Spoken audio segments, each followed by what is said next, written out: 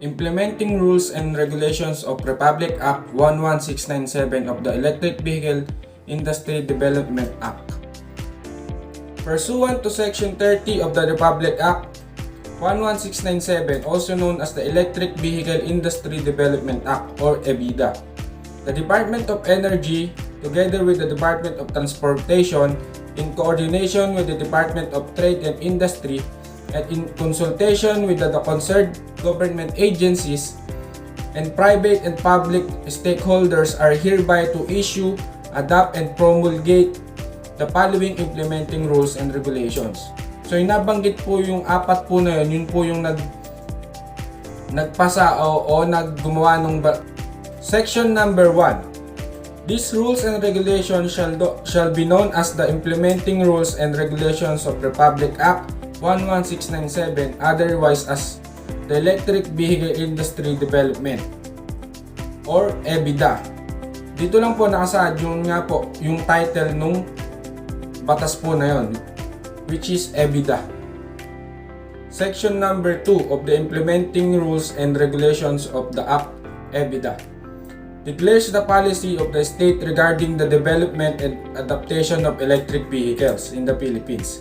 It outlines a multifaceted approach that goes beyond simply promoting EVs. So sa section 2 naman po, ayon lang naman po dito that the state should prioritize EV adaptation for energy security, environmental protection, and economic growth. Section number 3 naman po is nakasaad lang dito na lahat ng gagamit ng EV ay dapat susundin yung batas ng EVIDA. Lahat po ng gagamit ng kung anumang EV yon, lahat po dito ay susunod sa batas ng EVIDA.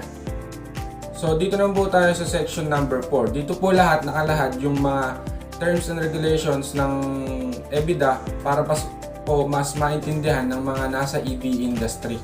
Section number 5 and 6. Dito na po nila pinapaliwanag yung charging stations. Pinapaliwanag po nila dito kung ano po yung components, functionalities, and kung saan po dapat mayroong mga charging stations. Section number 7. Dito naman po sa section number 7, dito lang po nila kinaklasify o binibase yung charging station nila based on dun sa energy sources nung electrical vehicles. Section number 8. Dito naman po nakalahad kung sino lang po yung pwedeng magtayo ng charging station, at lahat po ng charging station na yun is credited po dapat ni DOE or approved by DOE. Section number 9 of the EVIDA IRR focuses on how government regulations should be designed to promote the growth of the electric vehicle industry in the Philippines. It outlines a set of principles and actions to create favorable environment for private sector and involvement in technological advancement. Dito naman po pinapaliwanag lang kung paano gagawa o gumawa ng regulations ang state o ang bansa para mas favorable po ito sa lahat ng gagawa o mag-i-invest sa mga electrical vehicle. So section number 10. Section number 10 of the EVIDA IRR introduces the comprehensive roadmap for the electric vehicle industry, which acts as a national blueprint for the development of the EV sector in the Philippines. It outlines a strategic plan to accelerate the adaptation of EVs in the country. So sa section number 10 naman po is dito po nakasaad yung blueprint na kailangan gamitin ng mga maggagawa ng EVs para mas mapabilis o mas mapatulin yung pag-a-adapt natin sa mga electrical vehicle. Section number 11 of the EVIDA IRR. It outlines the powers and functions of the Department of Energy in promoting the adaptation of electric vehicles and developing EV charging infrastructure in the Philippines. The DOE is designated as the primary agency responsible for this endeavor. So nakasaad lang po dito sa section number 11 na ang DOE po talaga ang magmamanage sa paggawa lahat ng EV o sa pag-infrastructure to charging stations and so on. Ang DOE po ang bahala doon o sila po ang gagawa doon. Section number 12 of the EBITDA IRR at its outlines the powers and functions of the Energy Regulatory Commission in relation to the electric vehicle industry, especially focusing on regulating EV charging and infrastructure and ensuring a fair and efficient market for EV charging services. So dito lang po nakasaad din yung power ng ERC pagdating sa charging stations. So sila po yung magre-regulate ng efficient market for EV charging services. So para po hindi maging overprice yung pagcha-charge ng mga EV sa mga charging stations. Section number 13, powers and functions of the Department of Transportation shall be the primary agency tasked with the regulation and registration of EVs, as well as the franchising, use for public transportation, in pursuant to Section 9 of the EBITDA. So, sa Section number 13 naman po, nakalahad lang dito yung power din ng DOTR pagdating sa electrical vehicle industry. Sa kagaya po sila din po ang naka-task dito sa pag-generate, regulate, and registration ng mga EV and charging stations. Section number 14, the powers and functions of the Department of Trade and Industry. The DTI shall be the primary agency tasked with the promotion and development of the local manufacturing of the EV industry, in addition to its functions under existing laws and pursuant to Section 10 of the EBITDA. So sa Section 14 naman po, dito din nakalahad yung power naman po ng DTI. So sila po ang nakatalaga sa pagpo-promote and pagde-develop ng local manufacturing ng EV. Section 15 of the EBITDA IRR outlines the powers and function of local government units or the LGUs in promoting the adoptions of electrical vehicles and supporting the development of EV charging infrastructure within their respective jurisdiction. So sa Section 15, ang LGUs or mga lokal na pamahalaan ay may malaking papel sa pagpapromote ng mga adopted ng EVs at sa pagbuo ng charging infrastructure sa kanilang mga lugar. May mga responsibilidad sila tulad ng pagpaplano, pagpapayo, at pagbibigay ng suporta sa EV-related projects. Section 16 of the EBITDA IRR outlines the specific powers and function of the Department of Public Works and Highways or the DPWH in supporting the electrical vehicles industry in the Philippines. The DPWH role primarily focuses on infrastructure development, skills training, and technical assistance related to EVs. So sa Section 16, ang DPWH naman ay may papel sa pagbuo ng infrastructure para sa mga EVs. Kasama na sa kanilang responsibilidad ang pagtutok sa skills training, technical assistance, at iba pang proyekto sa susuporta sa EV industry sa ating bansa. Section 17, powers and function of the Department of Science and Technology or the DOST.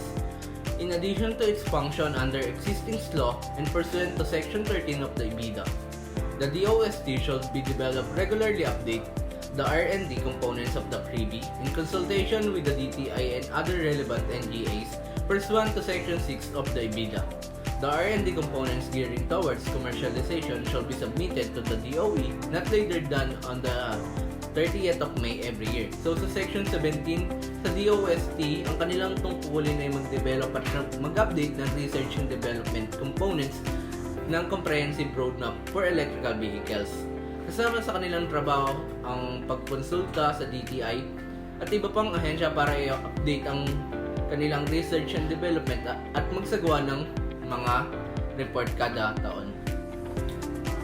Section 18 of the EBITDA IRR outlines of the specific responsibilities of the Department of Environmental and Natural Resources or the DENR in promoting environmental sustainability practices related to electrical vehicles and their associated infrastructure. The ENR role focuses on ensuring proper recycling, disposal, and waste management practices for EVs for their equipments. So sa Section 18, ang DNR ay responsable sa environmental practices ng mga EVs tulad ng recycling, waste management, at tamang disposal ng mga EVs at bahagi ng example nito ay mga batteries. pinapalagan nila ang sustainability sa paggamit ng mga EVs. Section 19, Power and Function, the National Economic and Development Authority or the NEDA, pursuant to Section 15 of the EBITDA and its recognition to importance of the role of the EVs industry in national development. NEDA shall include the CRIBI in the Philippine Development Plan. So sa Section 19, ang NEDA ay mga malaking papel sa pagpaplano at pag-integrate ng EV industry sa national development kasama sa tungkulin nila ang pagdadagdag ng EVs sa Philippine Development Plan at pagtutok sa long-term growth ng EV sector. Section 20, Mandatory EV Share in Corporate and Government Fleets or the Electrical Vehicle Industry Development Act mandate a minimum 5% share of electrical vehicle within the fleets of specified entities as outlined in the CRIBI Comprehensive Roadmap for Electrical Vehicles in the Philippines. This section aims to accelerate the transition of a more sustainability transportation system by promoting the adoption of the EVs in the both private and public sector. Sa Section 20, tinakda ng EBITDA na ang corporate ng government fleets ay kailangan magkaroon ng hindi bababa sa 5% na share ng EVs. Layo nito na mapabilis na mag-transportation ang gobyerno at pribadong sektor sustainability transport sa pamamagitan ng maraming EVs. Section 21, Dedicated parking slot for the EVs in private and public buildings and establishment. Private and public buildings and establishments contracted by the effectivity of the EBITDA and pursuant to National Building Code of the Philippines shall be designated dedicated parking slot for the exclusive use of the EVs included in the LEBs. So sa Section 21, kailangan ang mga private and public buildings ay maglaan ng mga dedicated parking slot para sa mga EVs.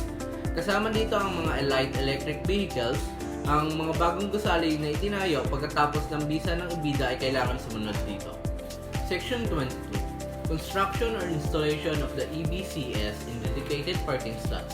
The CRIBI shall be determined when dedicated parking slot shall be installed with the EVCS either by the owner of the building or establishment or an EVCS provider. So sa Section 22, ang CRIBI or ang Comprehensive Roadmap for Electrical Vehicles ang magtutukoy kung kailan at paano dapat mag-install ng EV or the charging station EVCS sa mga dedicated parking slots sa mga gusali. Ang may-ari ng gusali o ang EVCS provider ay maaaring mag-install nito. Section 23, Construction or installation of the EVCS in gasoline station. Select gasoline station identified in the CRIBI shall designate dedicated spaces for the installation of the CUCS. The CRIBI shall determine when dedicated spaces in gasoline station shall be installed with a CUCS either by the owner of the gasoline station or an EVCS provider. So sa Section 23, ang mga napiling gasoline station ay kailangan maglaan ng mga dedicated space para sa EV charging units or the CUCS. Magsasagawa ng mga guidelines ang CRIBI para mag-install ng mga CUCS sa mga gasoline station upang magkasabay ito sa mga EV adoption. Section 24, Permitting for construction. No permit shall be issued by the LGUs for the construction or renovation of a building or establishment unless the application provision under Section 21, 22, and 23 of the EBITDA IRR have been complied.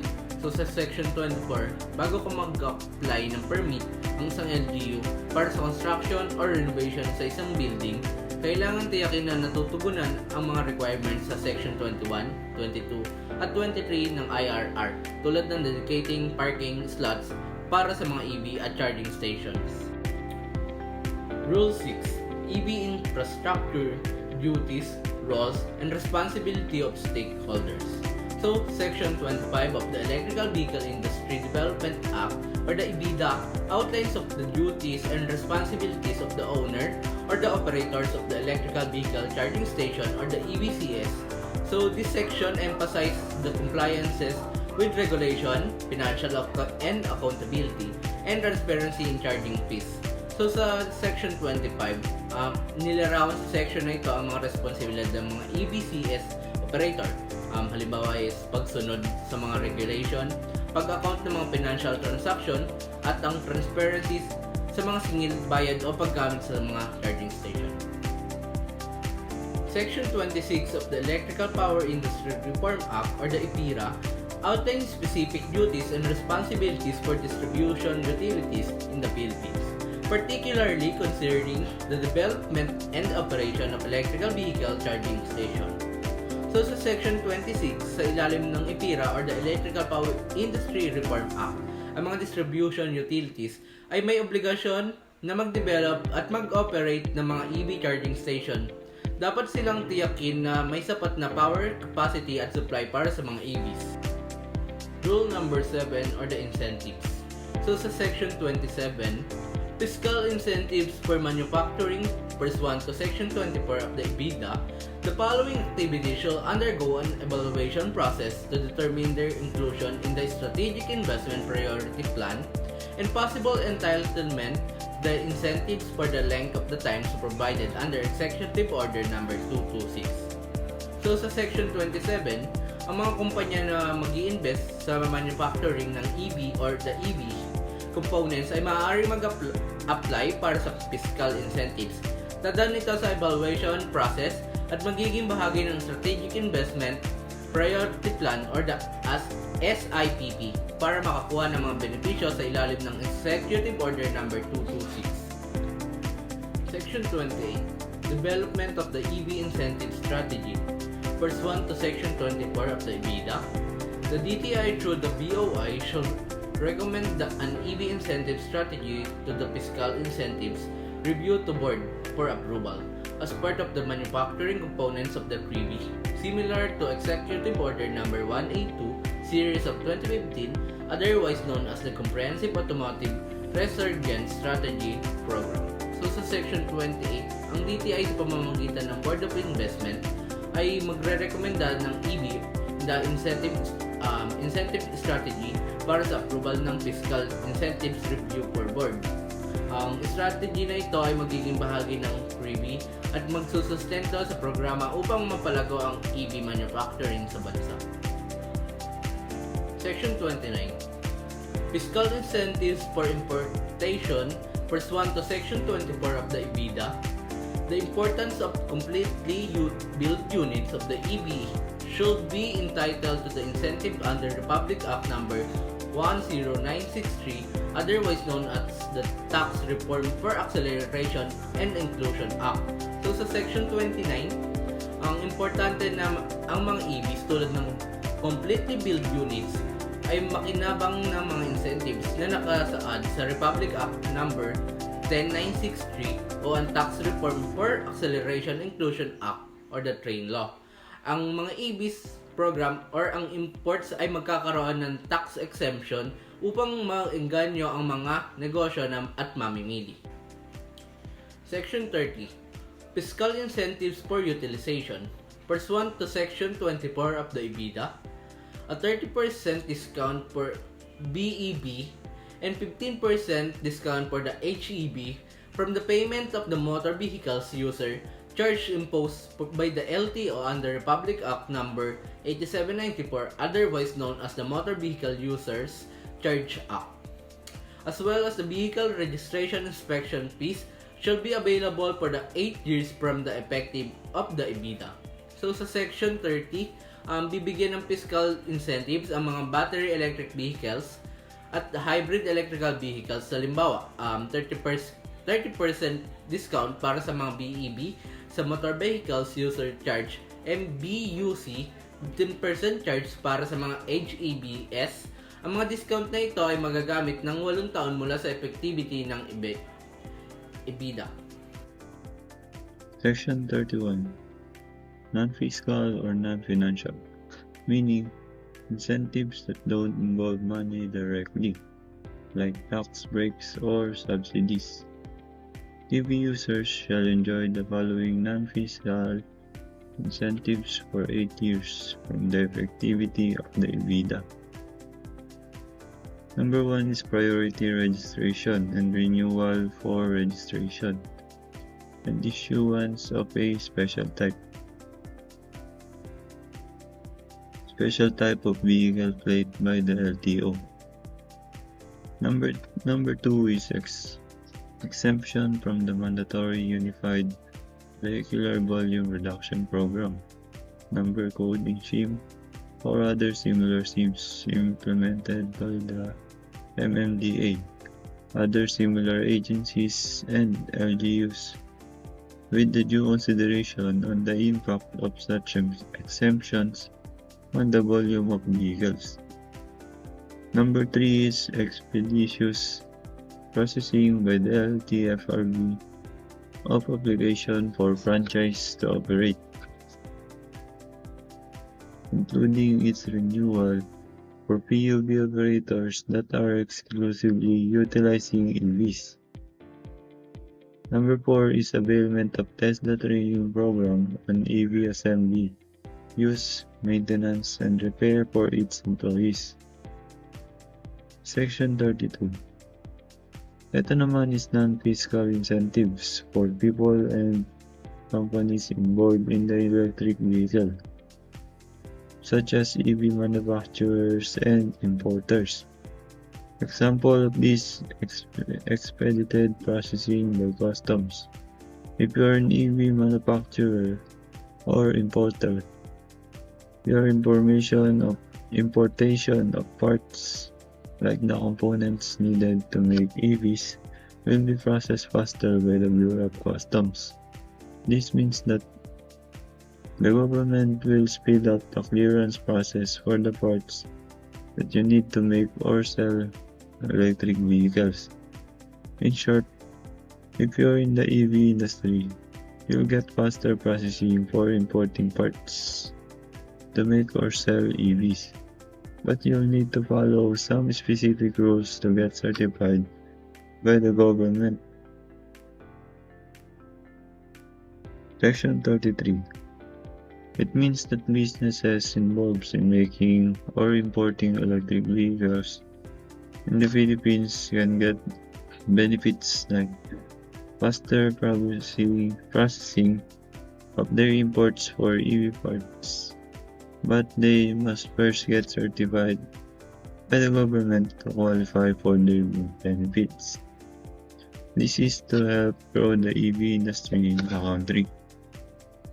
Section 34. While Section 34 itself doesn't focus on direct financial incentives, it involves ensuring that all government agencies work together to provide the support, technical assistance, and monitoring needed to make those financial incentives and the overall EV industry successful. Section 35. The EBITDA IRR offers financial incentives like tax exemptions, tax credits, subsidies, and reduced import duties to business in the electric vehicle industry, including manufacturers and importers. These incentives are designed to reduce costs, encourage investments, and support the growth of the electric vehicle sector and related infrastructure in the Philippines. Section 36. Expand the EVOSS Steering Committee to include the Director General of the Anti-Red Tape Authority. This is in line with Section 21 of the EVIDA law, which aims to improve the development of the electric vehicle industry by reducing unnecessary bureaucracy. The addition of the ARTA Director General helps ensure the smooth and efficient implementation of related policies. Section 37. CREVI stands for the Comprehensive Roadmap for the Electric Vehicle Industry. It is a strategic framework to establish in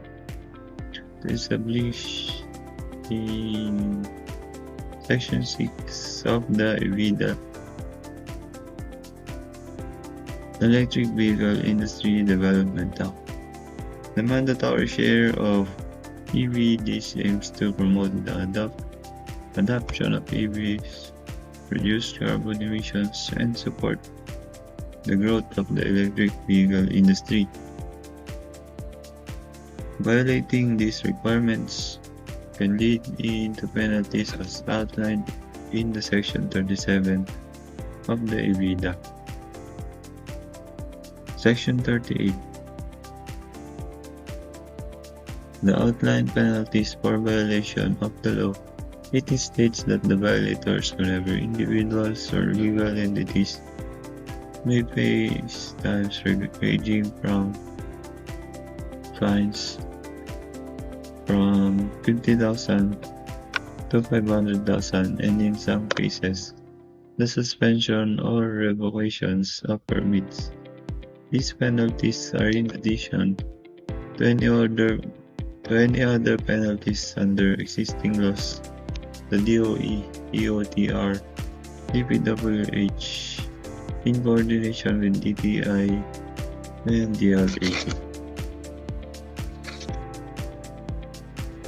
Also responsible for issuing detailed rules and regulations regarding the enforcement of these fines and penalties. Section 39. EBITDA outlines how funding for the law's implementation will be managed. Initially, the necessary funds will be taken from the budgets of the DOE, DOTR, and DTI. Going forward, the required amount for continuous implementation will be included in the annual General Appropriation Act, ensuring ongoing financial support.